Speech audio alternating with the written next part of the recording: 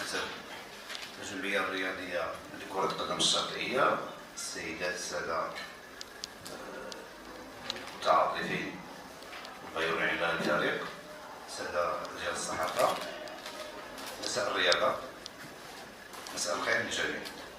طبقا للمادة 18 من القانون الأساسي للجمعية الرياضية لكرة القدم الشاطئية، نعقد جمعنا العام الرياضية اللي كان هو زرع البذرة الأولى لهذا النوع الرياضي في المدينة.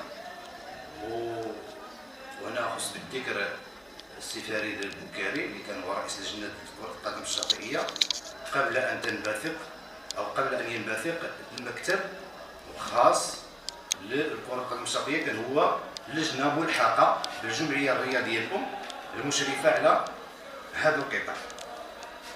طبعا نشكر جميع الرعاة والمساندين ديالنا للجمعية الرياضية وللجمعية الرياضية لكرة القدم الشاطئية،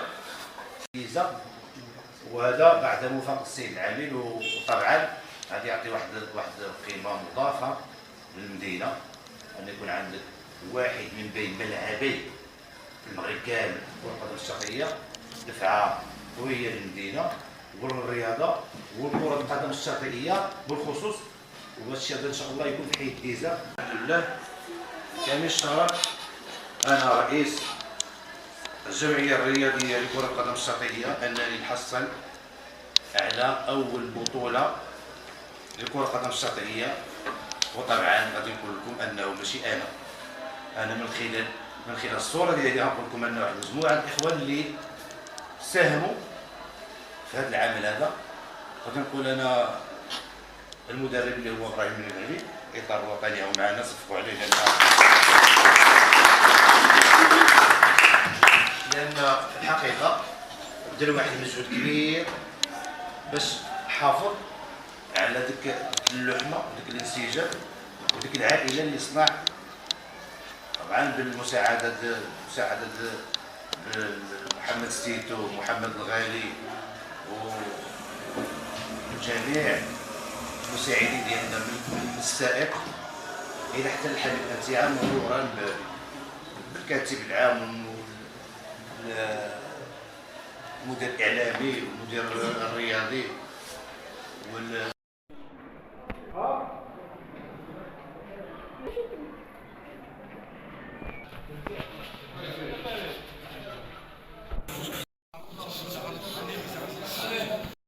كنا بهذا الجمع العام العديد من المداعمين وجمهور متعاطفين مع نادينا.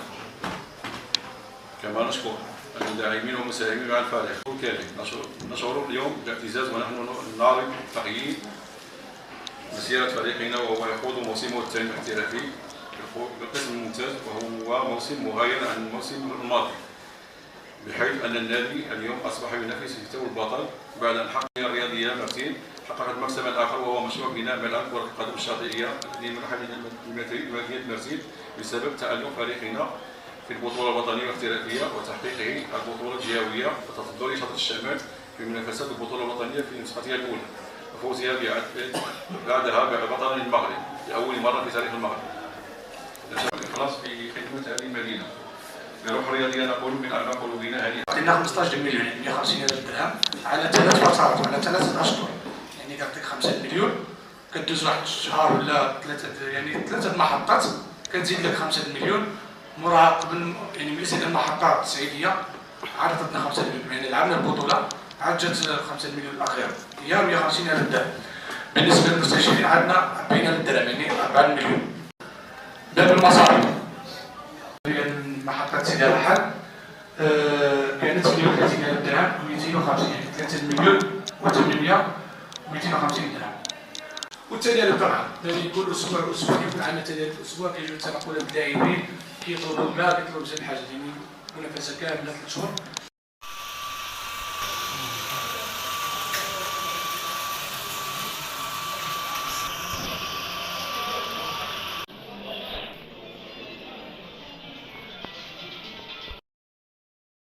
المرسي من الايام الغالي الله يذكرهم بخير وهذه كان. وقبل كان ديما الواد الثاني والحماره وهذه، يعني التاريخ ديال الكره الشاطئيه بدا من مرتين. مراد بن يوسف عنقود. بن يوسف من هذه الجمعيه هو الدينامو، هو المؤسس، السيد اللي عطى الكثير كره القدم، الفوتسال ولا الشاطئيه. دور اللاعبين والمؤثرين على راسهم بن علي.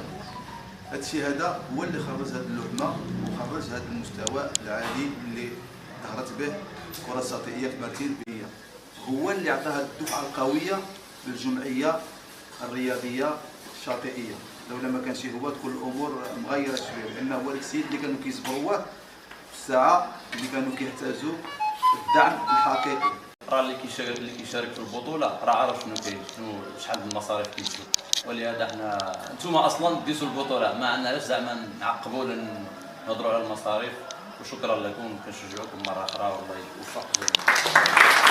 نقول لك الجمعيه الوحيده لان كل اسبوع كيجلسوا كيعملوا اجتماعات هي الجمعيه الرياضيه مرتين، لا التقارير الماليه لا مثلا يكون الخارجه ولا التنسيق مع المدرب في المبيت، وهذا يعني كما قال الامين واخا يكون مثلا المبيت مريح ولكن كيكون بثمن مناسب. هذا بالجهد ديال ديال ياسين الشلاف صراحه، اللي كيبحث في الانترنت وكيعمل الاتصالات ديالو وكيوفر اوطيل في المستوى واحد الثمن مناسب جدا.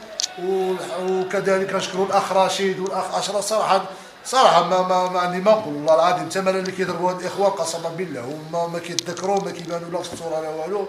اخ اشرف كذلك ابغار واشرف ديالنا والدراري كاملين صراحه كنحييكم من البار، والله العظيم كنتمنى لكم التوفيق. وحنا والله ما بقينا زعما في التسيير عندنا مثلا واحد الجمعيه مشى منا مراد باقا محسوبه عليه. صراحه كان التسيير 100% ديال المكتب الجديد، وحنا كنتمنى التسيير اللي جا مرحبا والله يسهل على الجميع. وكذلك كنتمنى التوفيق من الفرق المرتين من النهضه والاتحاد وبعض الفرق الاخرى اللي صراحه اللي كنتاسفوا من الحال فريق نهضه المرتين، لان ذاك الفريق اللي تربينا فيه وتعلمنا فيه الكره وتعلمنا فيه كذلك بزاف الحاجات. كنتمنى انهم يخرجوا مع الضائقه الماليه ويشبروا تما الطريق الصحيح. وشكرا للجميع. صوت على عزيز اللائحه الوحده اللي كاينه صوت على عزيز.